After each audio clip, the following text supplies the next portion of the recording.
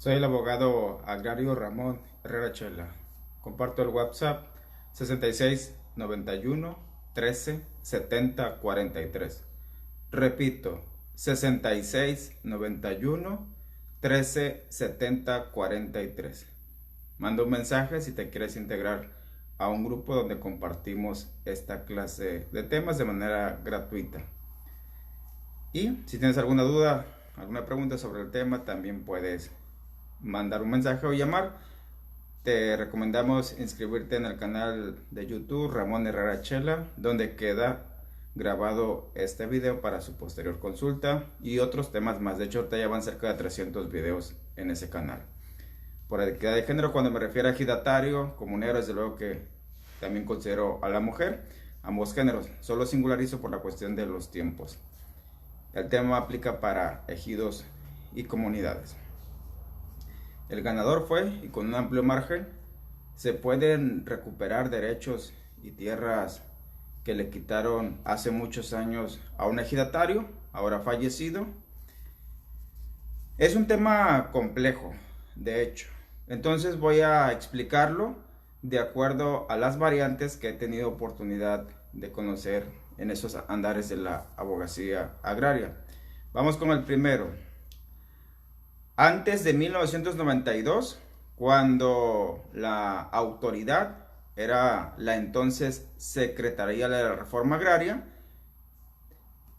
ahí estaba lo que era una comisión agraria mixta, que prácticamente eran juez y parte en los ejidos. Es decir, podían privar, podían quitar derechos y tierras y podían reconocer.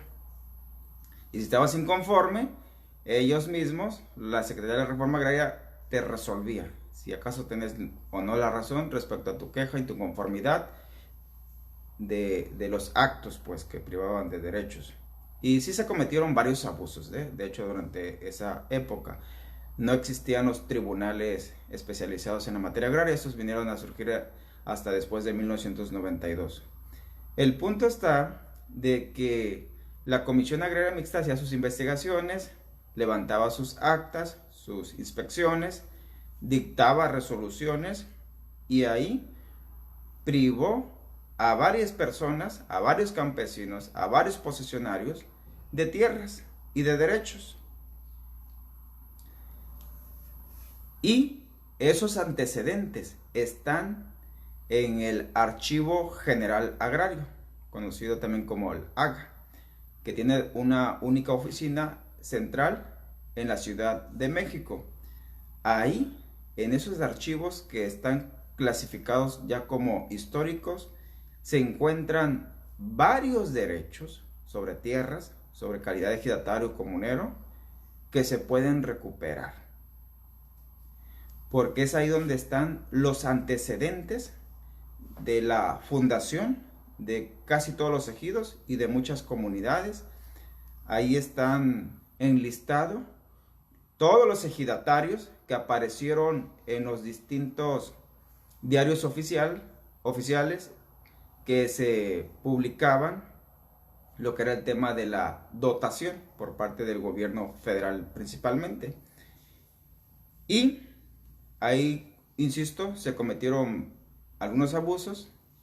De hecho, hubo algunas determinaciones que no se apegaron a la legalidad de aquellos tiempos y mucho menos a la legalidad ya de los términos de los tiempos actuales. Entonces, derivado de eso, se pueden desprender las siguientes también variantes. Algunos ejidatarios que todavía viven o sus familiares, en el caso de los que ya fallecieron, desconocen que tienen derechos vigentes cuyo antecedente está en el Archivo General Agrario. En aquellos tiempos, estamos hablando de la década de los 60, 70, 80 y todavía los 90, sobre todo del 80 hacia atrás, era muy difícil el acceso a la información. Y más para un sector como es el agrario, que la mayor parte vivía en el campo. Los medios de comunicación no existían como los conocemos ahora. El teléfono era una alternativa, pero también muy escasa y costosa.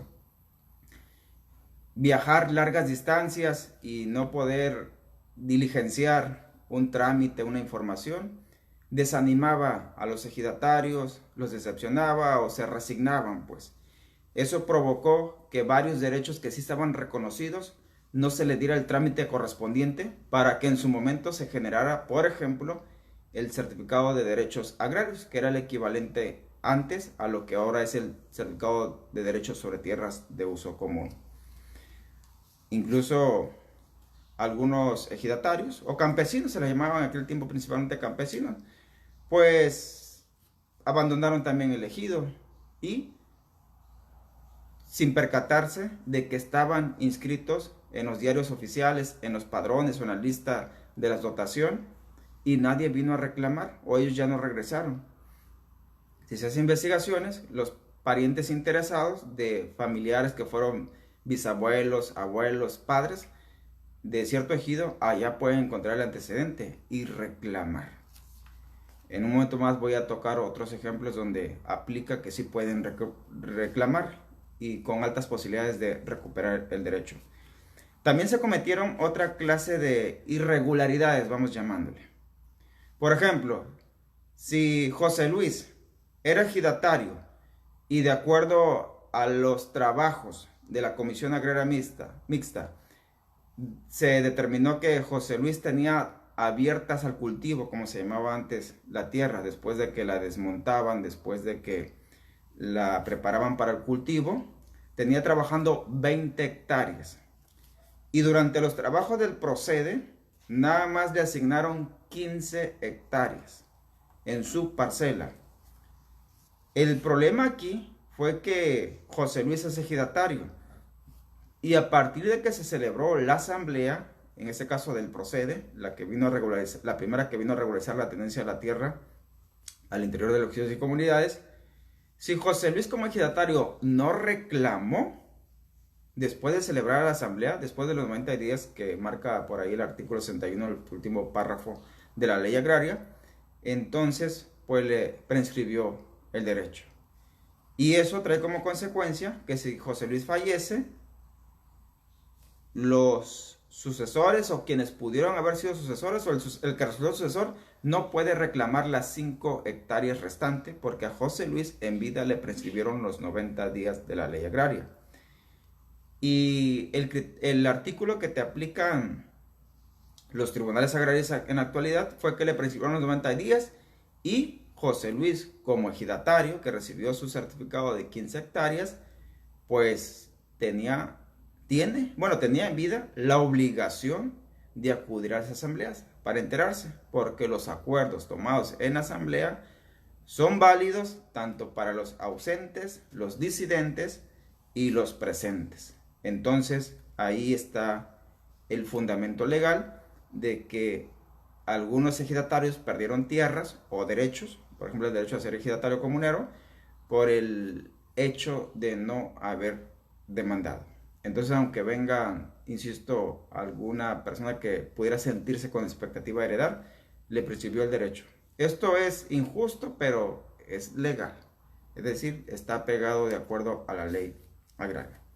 La otra variante que se presenta también es de que si el ejidatario o su heredero tienen derecho a demandar, ojo aquí, ese es casi el mismo ejemplo que el anterior, pero en este caso el ejidatario nunca fue notificado, por ejemplo, de alguna privación de derechos, de alguna depuración de padrón, de alguna omisión que no lo haya incluido, por ejemplo, en la lista de los ejidatarios que tienen derecho a las tierras de uso común. Es decir, que no obra por ahí alguna determinación, alguna constancia de notificación por parte de la Secretaría de la Reforma Agraria de aquellos tiempos en la que se llevó a cabo la resolución que le privó, que le desconoció, que le quitó tierras, derechos. Insisto, sobre todo por los trabajos que hacía la Comisión Agraria Mixta o incluso que en procede ya no pasó ese derecho, ya no pasaron esas hectáreas a favor del ejidatario que no fue notificado por parte de la Comisión Agraria Mixta. Entonces ahí sí hay altas posibilidades de que el ejidatario, si todavía sobrevive, o alguno de sus herederos, la viuda de algún hijo, pudiera reclamar en calidad de sucesor respecto a que ahí se cometió una violación procesal, porque jurídicamente no fue notificado el ejidatario o el campesino o el posesionario sobre esa situación. En caso también de que si existen derechos por demandar para recuperarlos y estos derechos surgieron después de que falleció el ejidatario, entonces la persona heredera puede recuperarlos. Insisto, si los derechos surgieron después de que fallece el ejidatario. Por ejemplo, hay dos casos recurrentes. Cuando por fin se dicta una sentencia sobre una zona, una superficie de tierra que le fue reconocida al ejido y que la venía peleando legalmente, por ejemplo, desde la década de los 90. Hay juicios muy prolongados. Y acá en la década del año 2000, 2010, 2020, por fin sale la sentencia. De modo que si el ejidatario falleció esperando la justicia agraria, el derecho proporcional al uso común lo puede reclamar la viuda o el heredero que le resulte. O también hubo varias ejecuciones que no se llevaron a cabo, sobre todo de ampliaciones, o que se llevaban a cabo de manera parcial. Y si una ejecución pendiente por concluir o por ejecutarse en su totalidad vino a darse ya después de fallecido el ejidatario, desde luego que la persona que resulte sucesor tiene derecho a reclamar su parte proporcional de esa ampliación. O si por cualquier concepto, pues el ejido recupera tierras. El otro típico situación es de cuando intentaron expropiar, pero finalmente el proceso no se llevó a cabo, recuperaron las tierras, regresaron legalmente a ser propiedad del ejido, tanto en posesión y en propiedad, pues entonces también ahí, si un ejidatario falleció, no importa hace cuántos años, quien le resulte heredero tiene derecho a reclamar, a demandar, y ojo ahí, pueden demandar al propio ejido, si el ejido a través de su asamblea o a través de su comisariado se niegan a reconocerle al heredero, a la heredera, el derecho proporcional sobre esa superficie de tierra que se recuperó en el ejido. O también sucede, es legalmente válido que el ejido como persona moral compre tierras, lo puede hacer ese acto contractual, y si es la viuda, la actual heredera, ella tiene derecho también a que por el certificado que heredó, también le toque una parte proporcional de la tierra que recientemente se adjudica el ejido. Otro caso recurrente. Por ejemplo, si los derechos eran del padre y del padre falleció el ejidatario, antes del procede, falleció el ejidatario, y ya durante los trabajos del procede, nada más se presenta un hijo de los 4 que son en total. Tal vez los otros 3 ni se enteraron de la asamblea, no viven ahí, van de vez en cuando al ejido, al pueblo. El caso está que un solo hijo se sirvió con la cuchara grande. Dijo, pónganme las parcelas y el uso común de mi papá, pónganlas a mi nombre, porque mi mamá también ya falleció. Pues resulta ser de que los 3 hermanos restantes, en cuanto se enteren, porque no son ejidatarios, tampoco son posesionarios, tampoco son avecindados, pueden venir a demandar la nulidad parcial de esa acta de asamblea, donde nada más consideraron la opinión o la decisión de uno de sus hermanos. Ahí sí aplica la regla pareja de que a los 3 debieron haberle tomado, como luego dicen, el parecer, la opinión, la voluntad. Y si esto no fue así, hay posibilidades reales de que el tribunal agrario ordene que esa parcela debe tomarse en cuenta al momento de su asignación a los 4 hijos por igual, por estar en igualdad de circunstancias, en igualdad de derechos. Así que insisto, cualquiera de los 3 hijos restantes que no fueron considerados en la asamblea de procede tienen derecho pues a reclamar la nulidad parcial del acta y también de los certificados, ya sean de uso común o parcelario. Ojo ahí, a veces me consultan, bueno, seguido me consultan de qué pasó con Procede, pues de que si Procede fue una autoridad o no fue autoridad, de que si Procede investigaba antes de elaborar el plano. Resulta ser, y aquí sí cabe hacer esa aclaración importante, que durante los trabajos del Procede, los que llegaban a hacer las mediciones eran ingenieros contratados por el gobierno federal. Y los ingenieros pues no vivían en el pueblo, así que pues no estaban enterados de cómo estaba la vida interna de los ejidatarios y las tierras que venían trabajando o poseyendo o que aseguraban que les pertenecía. Por otra parte estaban los funcionarios del RAN, del Registro Agrario Nacional, pero ellos tampoco son autoridad y mucho menos son investigadores. Los ingenieros tampoco viven, los funcionarios del RAN tampoco viven en el ejido, en el pueblo. Ellos estaban a lo que dijera el comisariado. Y en algunas zonas del país apoyaron ingenieros del INEGI por la cartografía, por la información topográfica del país. Ellos tampoco son autoridad y mucho menos agrarias. Y sucede de que también iban funcionarios de la Procuraduría Agraria, tampoco son autoridad y tampoco viven ahí en el ejido como para estar familiarizado qué parcela le pertenecía, qué superficie le pertenecía a qué persona, como para delimitarle y asignarla como parcela.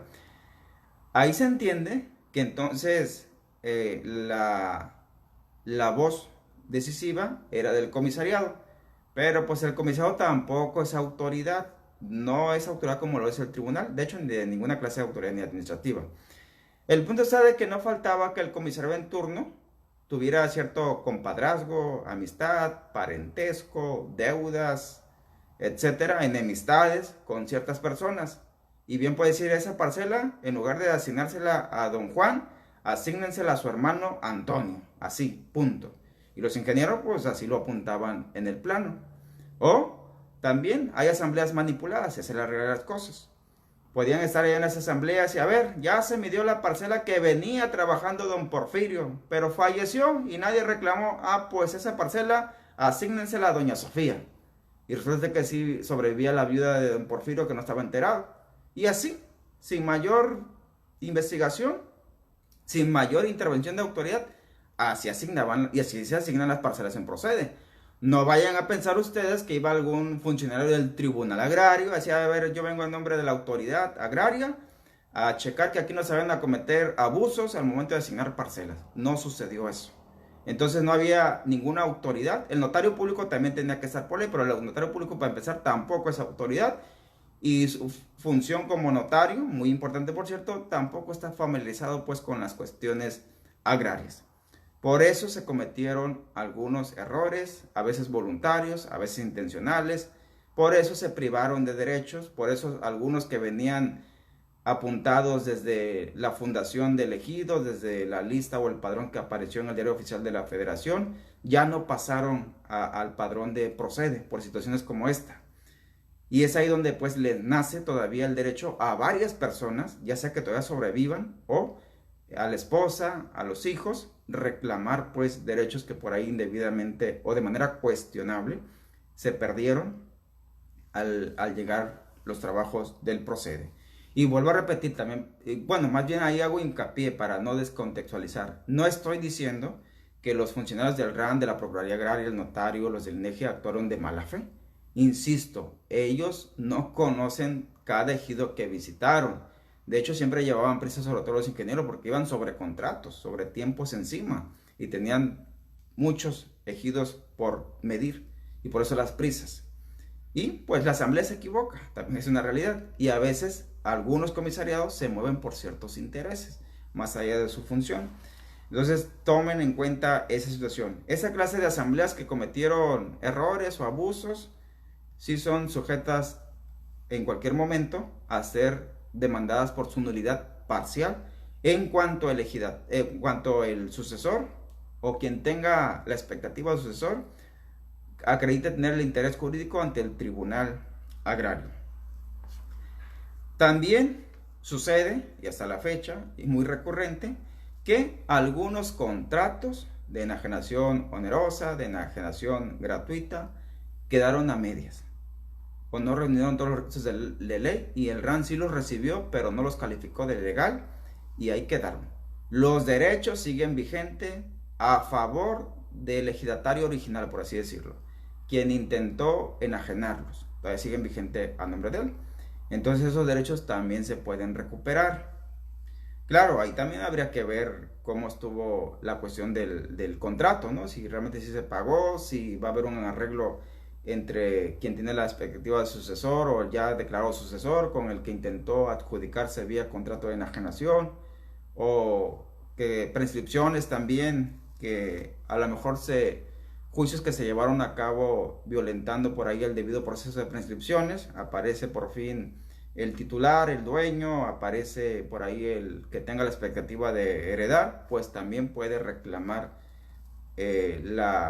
a través de un amparo que se deje sin efecto el expediente, la sentencia y el respectivo certificado parcelario que se generó. Y la otra situación es de que siempre consideren lo siguiente como una regla. Si el ejidatario tenía la obligación, en vida desde luego, de demandar la nulidad parcial de cierta acta de asamblea que trató la asignación, la delimitación, el cambio de destino incluso de tierras, y no lo hizo en su momento, el sucesor ya no lo puede hacer. Esa es una regla tajante. No hay un artículo que lo exprese como tal, pero sí es una regla que aplica. Porque en este caso el sucesor ya no tiene el interés jurídico. Lo tenía el papá, que ya falleció, pero por X o Y motivo no demandó. Que si no sabía, que si nadie le informó, que si fue a la Procuraduría Agraria, pero ya no le dio seguimiento, que fue al Tribunal Agrario, pero no supo qué pasó con el expediente, etcétera, etcétera. Esa situación puede ser hasta injusta, pero es legal, de que le prescribió el derecho al papá y ya el hijo ya no puede, bueno, sí puede presentar la demanda, pero pues no va a proceder. Ese es el punto. Así que a manera de conclusiones, los ejemplos que te acabo de compartir, si te das cuenta, no son reglas tajantes, no son reglas generales que van a aplicar por igual en casi todos los casos. Recalco en ese punto, son criterios que pueden o no aplicar algunos al 100% de manera parcial, ya depende de las características muy singulares de cada caso. Lo que sí es un hecho de que existen varios casos que pueden encajar en cualquiera de las variantes que acabo de explicar. Y eso significa que pues todavía hay muchas hectáreas por recuperarse, derechos por recuperarse, nada más que la mayoría de los ejidatarios o de las personas que quedaron fuera pues del núcleo agrario ya no fueron reconocidas, o varios abogados nada más se limitan a la información que está en la delegación estatal del Registro Agrario Nacional, del RAN. Si el RAN dice, no, aquí ya no hay nada, pues ya, se resigna, no hay nada. Espérate, está todavía el Archivo General Agrario. Grábenselo así, en el Archivo General Agrario está resguardada y en original, la mayor parte de sus documentos, todo el historial de los ejidos, de las comunidades indígenas y no indígenas que se generaron desde 1991 hacia atrás, hacia hasta donde alcance el conteo, que puede remontarse incluso hasta la época colonial, donde algunas colonias indígenas fueron reconocidas, su personalidad, su identidad, todo eso, hasta allá se pueden remontar. Y ahí está, guardado el antecedente. Cuando me plantean un caso que estoy seguro que vale el esfuerzo de escarbarle, llegar hasta el Archivo General Agrario, así lo hacemos. Y créanme que allá nos llevamos sorpresas, que sí hay derechos vigentes. O a veces pues allá nos confirman que no quedó ningún antecedente, pero es más probable que el Archivo General Agrario te confirme que sí hay antecedentes a que te confirme que no hay antecedente, porque toda la historia de los ejidos allá está guardada en el Archivo General Agrario. Pero pues insisto en el punto, a veces no lo saben, a veces desconocen el procedimiento o desconocen incluso cuáles son los lineamientos que marcan ciertos problemas que nos obligan a regresar el cassette, regresar la película hasta el principio. Entonces aquí les paso en corto y con gusto esta alternativa, ténganla en cuenta. Les van a servir en más de un caso les va a servir. En esta ocasión, pues hasta ahí. Dejen por favor sus comentarios, sus preguntas. Insisto mucho en el tema, son puntos que nos están uniformados respecto a criterios.